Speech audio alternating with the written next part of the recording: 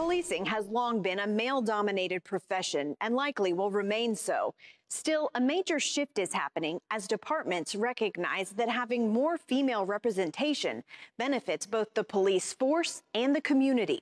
Women make up less than 13% of police officers, a number that hasn't changed much in the past 20 years. A decade ago, while serving as the Newark police chief, Ivonne Roman noticed a disturbing trend. I started monitoring recruits as they cycled through police academies in the state of New Jersey.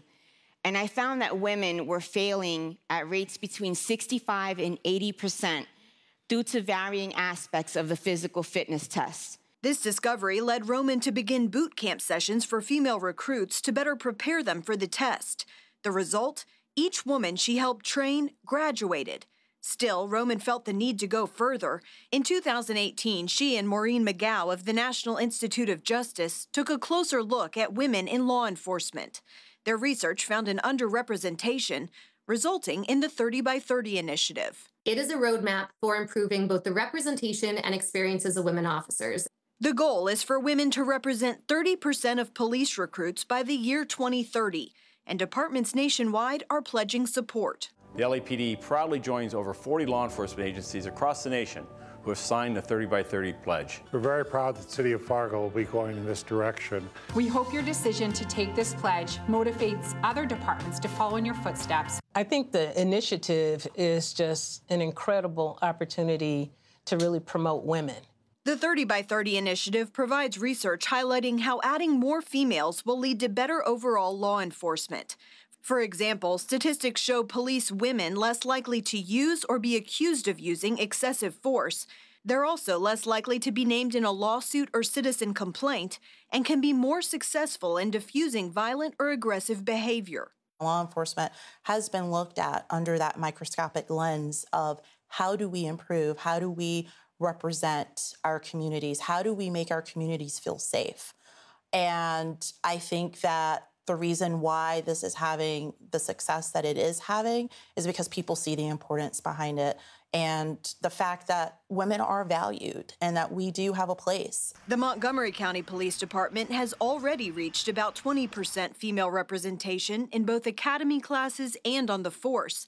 Lieutenant Tanisha Jensen believes, however, that increasing those numbers will require a change in perception. Females may feel that they can't have that work-life balance, that they can't do the job of a police officer, that it will be too demanding and too competitive with trying to have a family, with trying to be a mom. Are the standards, is there equity between men and women as far as just different positions, whether that's lateral positions in the department or rising through the ranks by promotion? And I think that we have to break those barriers. There's also a need for departments to offer benefits and a culture that women find attractive. One of the things that our department has done for several years is a job share program. And that's where an officer can split and divide their position and their hours with another officer.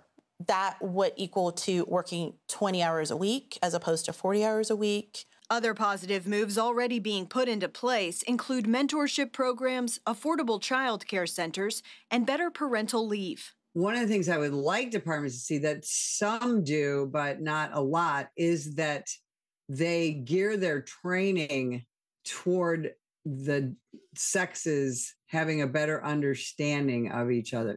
Veteran trainer Betsy Brantner-Smith tells CBN News achieving a change in culture would also lead to having the most effective police force possible. Police officers need to be able to de-escalate. Women do that naturally and are good at teaching it, and we are good at modeling it. Why do we not teach men that women are good at this? Why do we not teach women that they are good at this?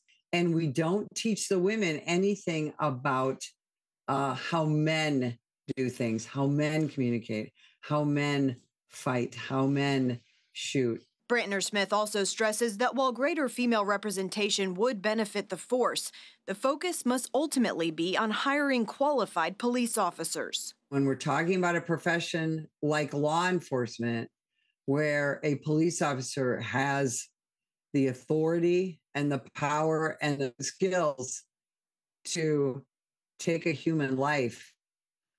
We do not want to hire people based on their sex.